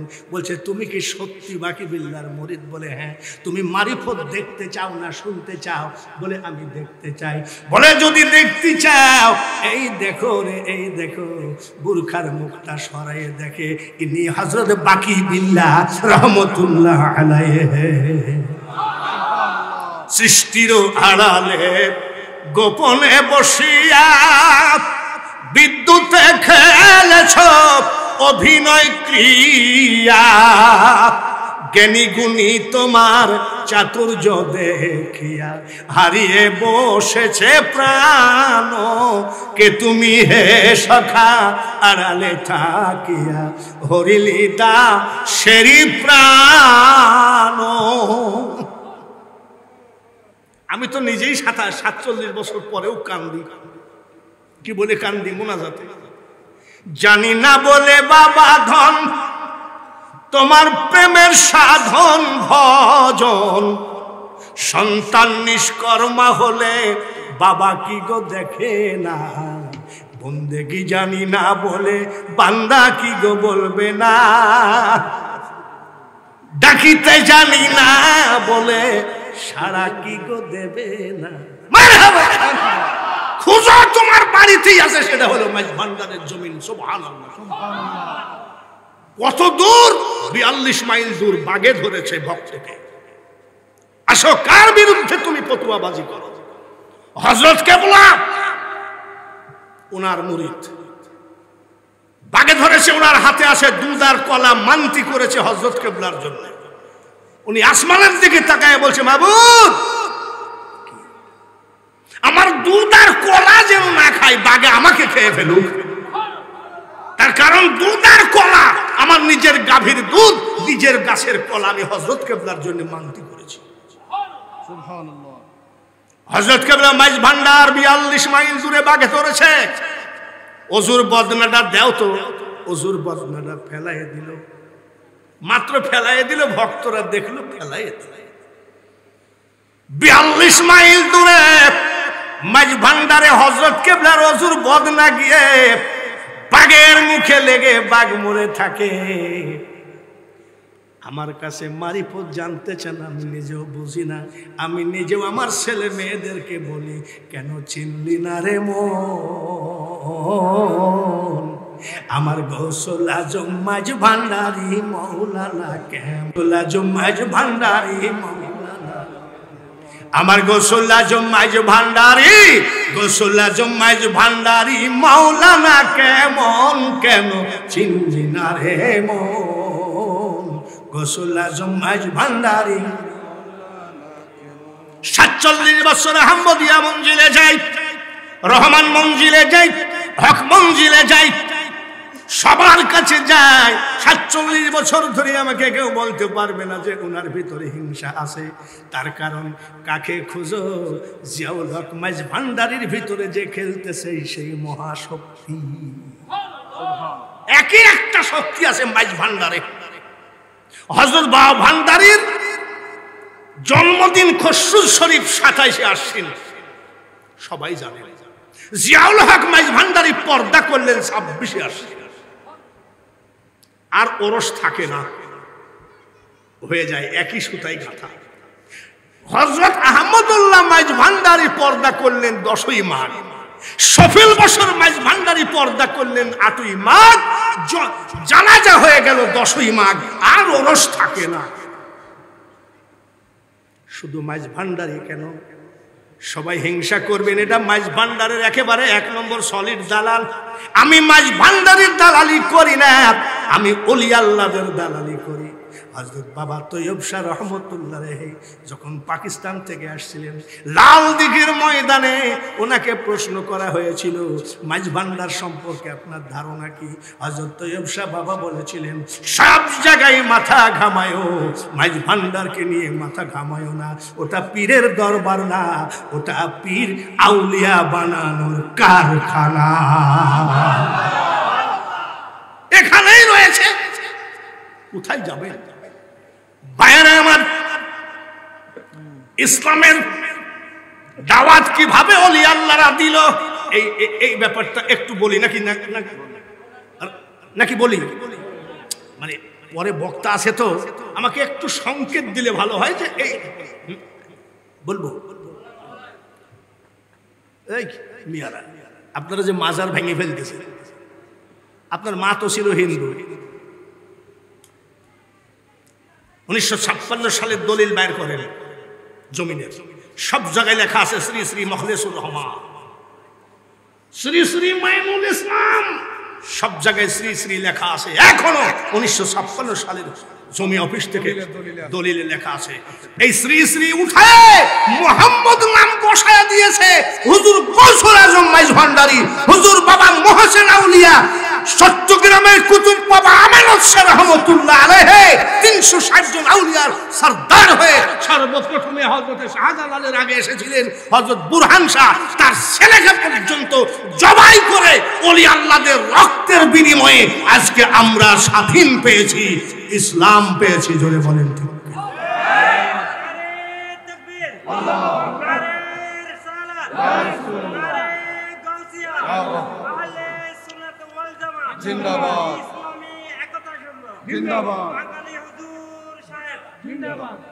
দিনাজপুর টাউন লেখে নেন, জায়গাটার নাম নিমনগর বালুবাড়ি। হযরত শেখ জাহাঙ্গীর বাগদাদী রহমতুল্লাহ আলাইহি দ্বীনের দাওয়াত দিতে ওই এলাকায় আসলেন। কিছু বেয়াদব, কিছু খারিজি, কিছু ইহুদি উনাকে দাওয়াত দিয়ে কুকুর আর বিড়াল জবাই করে রান্না করে তরকারি দিয়েছিল। এরকম বেয়াদব বাংলার জমিনে আছে কি নাই? ওলি আল্লাহদেরকে অপমান করার মতন আছে কি নাই? আগে ছিল অন্য জাতি, এখন আমরা মুসলমানই ওলির বিরোধিতা করি। কিসের মাংস? কুকুর আর আল্লাহর ওলি জাহাঙ্গীর বাগদাদী রহমতুল্লাহ জিজ্ঞাসা করে, বাবা মাংস তো দুইটা, কোনটা খাবো? জাহেলের বাচ্চারা ইয়ার কি করতেছে, হুজুর আপনার অন্তরচক্ষু খোলা আছে, অন্তরচক্ষু দিয়ে দেখে খান। ওলি আল্লাহদের অন্তরচক্ষু খোলা আছে কি নাই? ডাক দিয়ে বলছে, বাটি। বাটি চিনেন নাকি? তরকারির বাটিতে আঘাত দিয়ে বলে, কিসের মাংস আমি তো বুঝতে পারছি না। যেখানে যার মাংস তোরা উঠে দাঁড়া। বিড়ালের মাংস থেকে বিড়াল উঠে দাঁড়িয়ে গেল, কুকুরের মাংস থেকে কুকুর উঠে দাঁড়িয়ে কয়, হুজুর আসসালামু আলাইকুম, বেয়াদবি ক্ষমা করবেন। এইবার এইটা দেখার সাথে সাথে সব ইহুদি নাসারারা পড়ে নিলেন, লা ইলাহা ইল্লাল্লাহু মুহাম্মাদুর। অস্ত্র দিয়ে ইসলাম প্রচার হয় নাই, ওলি আল্লাহদের আধ্যাত্মিক ক্ষমতা দিয়ে ইসলাম প্রচার করেছেন। জোরে বলেন ঠিক কিনা? আসেন রংপুর টাউনে মাওলানা কেরামত আলী জোনপুরি, এক খারিজি, এক ওয়াহাবি, এ করছে কি, নিজের ছেলেকে বলছে উনি যে ভণ্ড পীর এতে কোনো সন্দেহ নাই, উনাকে একটু টেস্ট করব। বলে কি? বলে আমি কাফন দিয়ে জড়ায় নিয়ে যাই, বলবো হুজুর আপনি জানাজা করে দেন। তো যখন 4 তাকবীরের 1 তাকবীর বলবে আল্লাহু আকবার, তুই উঠে কাফনের ভিতর থেকে উঠে দাঁড়াবে, তারপরে আর পীরগিরি আমি ছুটাবো। ওলি আল্লাহর সাথে তোমার লাঠি আর তলোয়ার চলে নাকি? চলবে নাকি জীবনে? নিয়ে গেছে, ছেলেকে বলছে আল্লাহু আকবার, জানাজার তাকবীর দেওয়ার সাথে সাথে উঠে দাঁড়াবি। বলে নিয়ে যাই, বলছে হুজুর আল্লামা কেরামত আলী, আপনার কাছে এটা আমি মানতি করেছিলাম, আমার ছেলেটা মারা গেলে ওনাকে দিয়ে জানাজা করবে। তো বলছে বাবা আমাকে দিয়ে জানাজা না করে এমনি মোল্লা মুন্সি দিয়ে করো না। বলে না না, আপনাকে দিয়েই আমি নিয়াত করেছি। বলে তাই নাকি? বলে ছেলে মরা না জিন্দা? মরা। আর একবার বলো মরা, আর একবার বলো মরা। 3 বার জবান দিয়ে বলে চলো জানাজায় যায়। আল্লাহু আকবার। কয় তাকবীর দিতে হয় জানাজায়? জোরে কর। কি জানি বাবা, আমাদের দেশে কিছু কিছু লোক বাইরে হয়ে যায় আজকে, হাত বাঁধে মহিলাদের মতো দেখে। আর ওর পার্শ্বে যদি দাঁড়ান তাহলে আপনার পার কেনি আঙ্গুল আছে না, ওটা আপনাকে সার্জারি করা লাগবে। ও যে কাজ করে থুয়ে যায়, এই জাতটা এসে একবারে সব শেষ করে দিল। ভাইরা আমার, আল্লাহু আকবার কয়টা হইল? ওর ছেলের বাপের ভিতরে লাঠি, আল্লামা কেরামত আলীকে মারবে। তো বলছে শালা উঠে না কেন? নাউজুবিল্লাহ, আমার কিছু মনে করবেন না, আমার মুখ দিয়ে বাইরে হয়ে গেছে রাগের মাথায়। উঠে না কেন? আল্লাহু আকবার কয় তাকবীর হইল? বলে কি রে, ওরে শিখালাম যে তাকবীর দেওয়ার সাথে সাথে উঠবি, তো উঠে না কেন? আল্লাহু আকবার কয় তাকবীর? আল্লাহু আকবার কয় তাকবীর? আসসালামু আলাইকুম রহমতুল্লাহ, আসসালামু আলাইকুম রহমতুল্লাহ। এইবার ওই কাফের মুনাফেক ডাক দিয়ে কয়, হুজুর কেরামত আলী, আপনি এই দেশ থেকে চলে যান বলে কেন?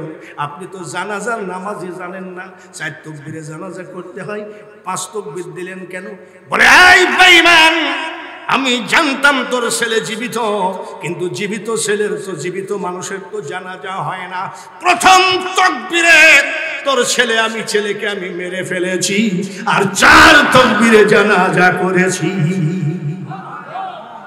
যে দেশেতে ঘুমাই কত আউলিয়া দরবেশ, সে যে আমার জন্মভূমি সোনার বাংলাদেশ। তোমাকে ইসলাম প্রচার করতে গেলে অস্ত্র লাগবে, আমেরিকার সাথে যুদ্ধ করে ইহুদিদের সাথে যুদ্ধ করতে গেলে অস্ত্র লাগবে।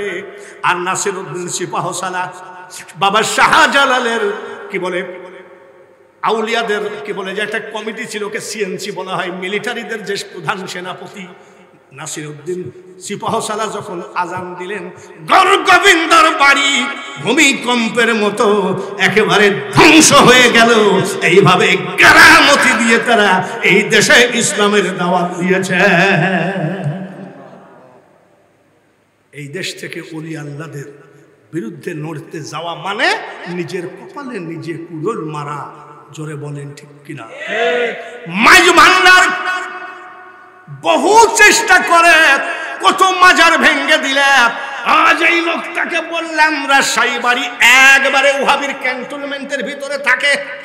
আপনি দেখবেন রাজশাহীতে কিন্তু এই আহলে হাদিস একটু বেশি। আরে বাপরে, এদের অত্যাচারে টিকাই মুশকিল। আমি আবার চিনি কেমনে, অনেক সময় গাড়ি রেখে নামাজ পড়তে হয়, আমরা আত্মাহিয়াত পড়ার সময় একটা আঙ্গুল উঁচু করি না, করি কিনা? দেখবেন ওই জাত যদি সামনে বাদে খালি দেখবেন এইভাবে গুঁতো মারে। আমি গুঁতাও কে বলছে সহি বুখারি গুঁতাইতেই হবে, আমি নামাজ বাদ দিয়ে গুঁতাই বেড়াই। বাবাজিরা, ভাইয়ের আমার, পর্দার আড়ালে মা ও বোনেরা, ওয়াজ এসে যাচ্ছে, আমাকেও খেয়াল করতে হবে। আমার পরেও একজন তরুণ বক্তা আছে, বলুন আলহামদুলিল্লাহ। কিন্তু আমি বক্তা কি তরুণ নাকি? জোরে কোন তরুণ? তাহলে আমাকে যদি তরুণ বলেন, এই লোককে কি বলবেন? 79 বছর বয়স। বলে হুজুর গলার এত তেজ কেন 700 কিলোমিটার দূরে এসে? একটা মাত্র কারণ, আমার গোসে পাকের চরণ ধুলা যে করেছে শিরে ধার। কোটি কোটি শত্রু দলে কি করিতে পারে তা। চিটাগঙ্গের মাটিতে আমি ওয়াজ নেই আমার আত্মাকে একটু জিয়ারত করার জন্য। মাঝভান্ডার শরীফ জিয়ারত না করে কোনো আমি ওয়াজ মাহফিলে আসি না, এবং আমার মোনাজাত একটু আলাদা। হয়তোবা আপনারা বলবেন এটা কোন মুনাজাত? ওই চাপটার তো আমাকে দিয়েছেন এলমে মারিফত। আসার সময় বলে আসলাম, আমি গেলাম বোয়ালখালী, নজরুলের দাওয়াতে তুমি থাইকো। কে থাইকো? তুমি থাইকো। তাহলে রনে বনে জলে জঙ্গলে কোথাও তোমার ভয় নাই। তোমার যদি মুর্শিদের চেহারা খেয়াল থাকে, এতে কোনো সন্দেহ। মুর্শিদ তোমার নাম স্মরণে, ছয় না তারে কাল সমনে। রনে বনে জলা গুনে ভয় থাকে না তার।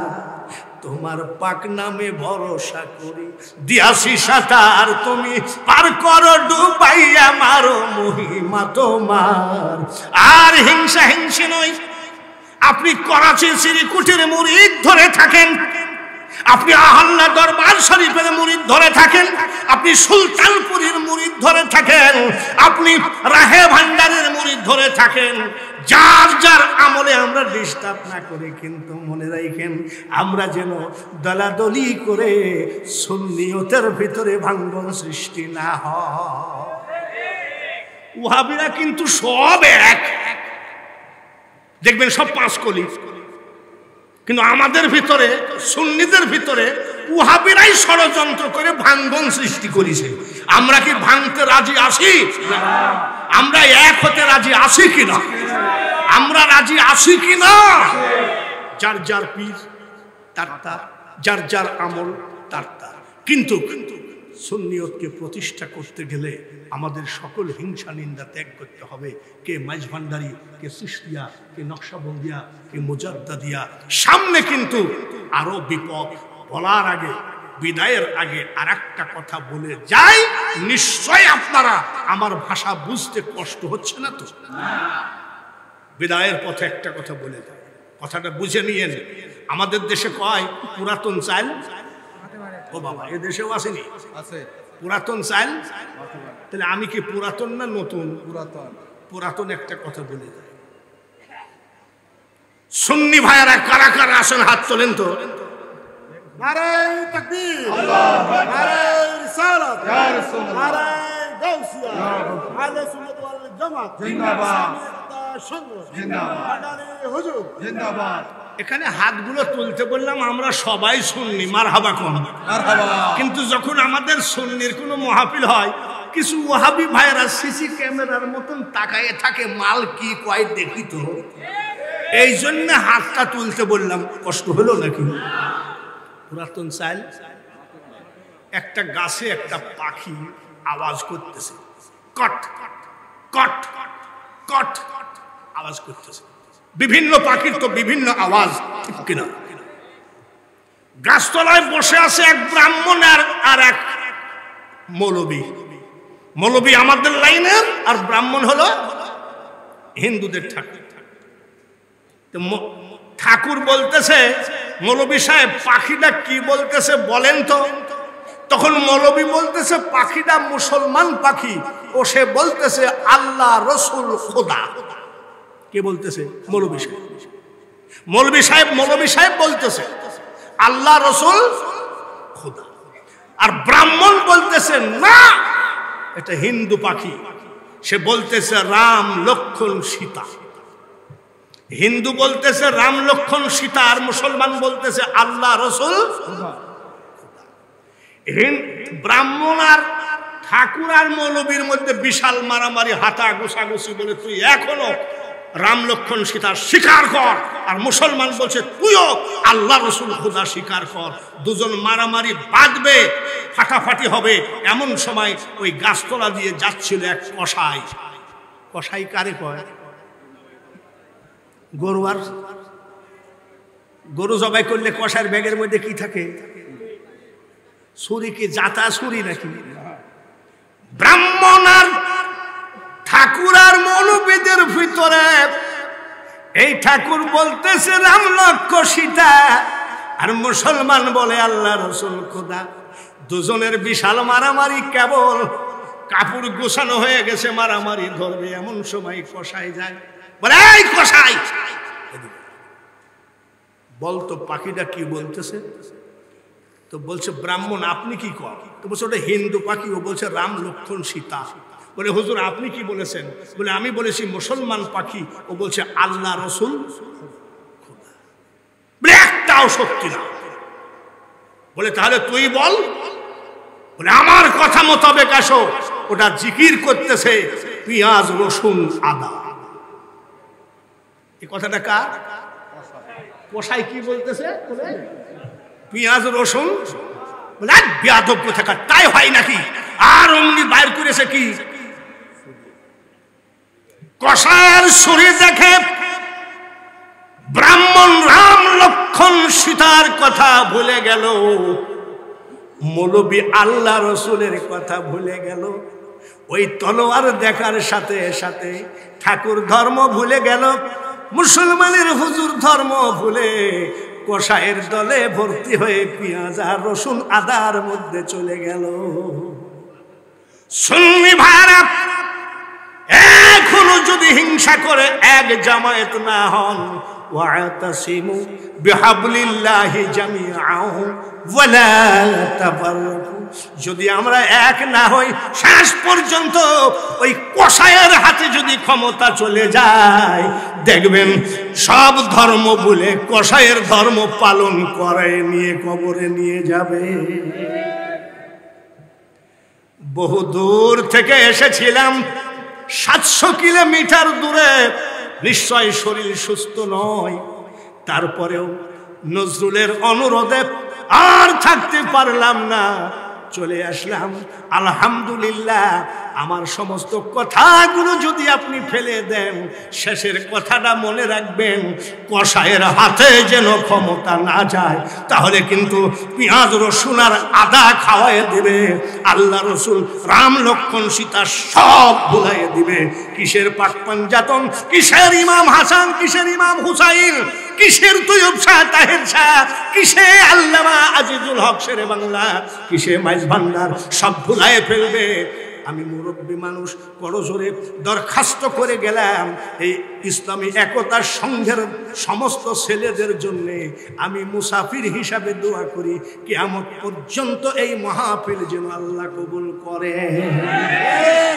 তবারকের সঙ্গে যারা গরু দিলেন, চাউল দিলেন, যারা প্যান্ডেল 5 টাকার একটা কয়েন দিয়েও একতা ইসলামী সংঘকে সহযোগিতা করেছেন, কিয়ামতের মাঠে যেন মৌলার আরশে মুআল্লার নিচে আমরা সবাই এই দানের বদলায় জায়গা পাই। আমি কি কারোর বিরুদ্ধে বলেছি?